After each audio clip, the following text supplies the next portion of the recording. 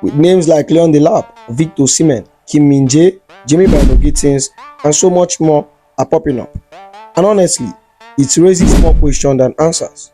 Are we looking at future stars, or is it just another young player? Let's break it all down.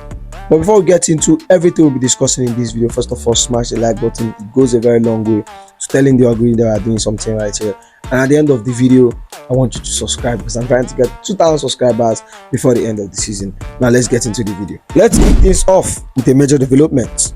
Virgil van Dijk is staying at Liverpool. The captain has officially signed a new contract, putting an end to any speculation about his future. Now, this comes after the serious interest from Chelsea. Sources confirm the Blues explored what could have been a serious turning free transfer move for the Dutchman this summer. Their goal: to bring in leadership, experience, world-class defense, quality to young and unstable backline. But Van Dijk has made his choice. It's Anfield. The new deal is signed, sealed, and it signals a major win for Liverpool as they lock in for a cornerstone of their project, heading into the new era of post-Jurgen Klopp. Make no mistake, this could have been a game-changing signing for Chelsea. Van Dijk brings more than ability, his presence, authority, and a winning mentality that this current Chelsea dressing room is solely lacking. Let's turn our eye to a new name that is lighting up the Chelsea transfer rumor mill: Dean Huijsen. This is not the first time I'm speaking about him in this channel. The 20-year-old centre-back who recently made a permanent move to Bournemouth from Juventus. Despite just arriving on the south coast, Chelsea have already stepped up talks to sign the Spanish talent. According to Fabrizio Romano, confidence is growing that Chelsea can beat Liverpool to his signature. Huijsen stands out for his maturity, technical ability, ball playing qualities. At 6'4", he combines height, physicality with intelligence, vision from the back, traits that are rare at his age. Fabrizio Romano reports that Chelsea has stepped up contact with Huijsen camp. The Blues are very keen, believe they can convince him to join their project at Stamford Bridge. While Liverpool are also watching closely, Chelsea has seemed to be most aggressive suitor so far. Bournemouth has a 50 million release clause. Now let's talk about Kim Min-jae. This one's different. At 28, he's not a project, he's a finished article. After dominating Serie A with Napoli, Kim Min-jae made his move to Bayern Munich 2 summers ago and has been a key figure in the defense ever since. Despite only being in his second season with Bayern, reports suggest that he's open to move this summer. Both Chelsea and Newcastle are interested, and it's clear why. Kim, physically aggressive defender, excellent in the air, and tactically smart, traits that makes him one of the best and the most sought-after centre-back in Europe. While Huijsen offers a bright future, Kim Min-jae gives Chelsea the experience. At 28, he's already established himself at the top level, winning league titles and playing in the Champions League. If Chelsea want to add someone who can make an immediate impact, Kim is the kind of defender who can stabilize the backline right away. Kim's strength in area duels, leadership, and ability to read the game would give Chelsea the kind of defensive stability they need to challenge at the highest level. Big challenge remains Bayern Munich. After securing him for around 50 million 2 years ago, it's unlikely they will sell him unless a big offer comes in. With Newcastle also keen in Kim's signature, Chelsea will need to move fast if they want to get this one over the line. Another player Chelsea are keeping a close eye on is Franco from River Plate. The Argentine talent is already turning head with his performance in Argentina. He's seen as one of the brightest prospects in South American football. However, Chelsea face a dilemma.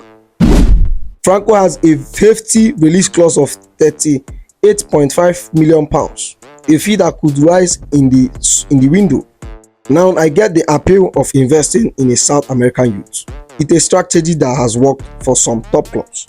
Think of the likes of Enzo Fernandez and Moses Caicedo, but 40 million for a teenager who is very much raw in terms of senior football. Here is where I start to get a bit cautious. Chelsea Youth Project has already been in full swing with numbers of exciting young talents already coming in. Sure, Franco has the potential to be a star, but 40 million, that's a gamble. And when you look at the numbers of young players already in the squad, it raises questions about balance and how much immediate impact these players can provide. That's a lot of money to spend on a player who might need time to develop. which isn't always a bad thing, but the squad need more than just potential. It needs players who can contribute now, and that's where I think Chelsea need to be smart in their spending. Instead of continuing hoarding young talent, Chelsea could be wise to focus on more balanced spending. Yes, youth is important, but bringing proven, experienced player who can hit the ground running is just as crucial as the next phase of this rebuild. Look at how Manchester City, Liverpool, Arsenal, who have successfully blended experienced stars with young talent.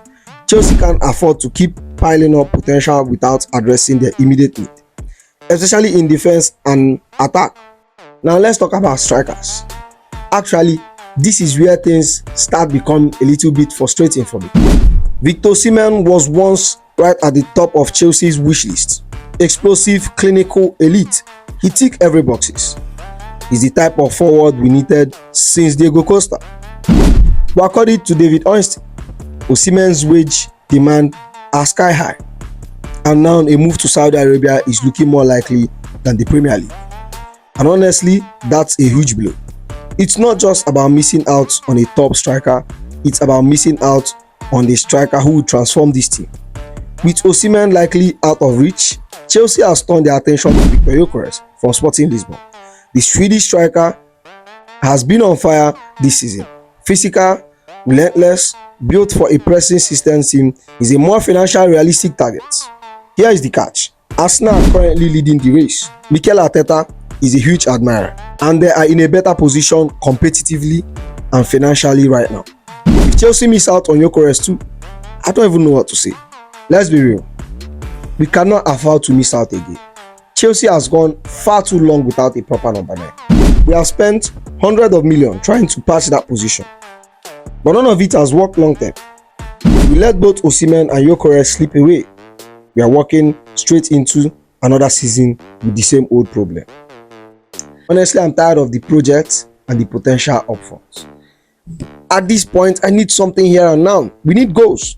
If you look at this current Chelsea team, we have been lacking in goals. Currently, this year, 2025, Marc Cucurella is our highest goal scorer. That's a very, very heavy indictment on us. And then, there is Jamie Gitten. Chelsea are reportedly front runners for Borussia Dortmund winger, and there is a real chance he makes the move this summer. Rumors have it that his valuation has dropped significantly from 100 million to around 50 million, and the player himself is said to be dreaming of a Premier League switch. Now look, there is no denying he's talented, he's got pace, flair, and that classic one-on-one ability. But here is my honest take. He's still raw. For 50 million, I want a winger who is ready to contribute from day one. Not another project we are hoping to mature in few years. Compare that to someone like Nico Williams. That's a name that gets me excited. He's already established himself at Atletico Bilbao. He's playing regular minutes with the Spanish national team. If we are going to spend big on a winger, I'd rather push for someone like Nico Williams. He's faster, more mature on the ball, and plays with a level of confidence you don't see in players his age. He feels more plug and play, the kind of player who improves your starting 11.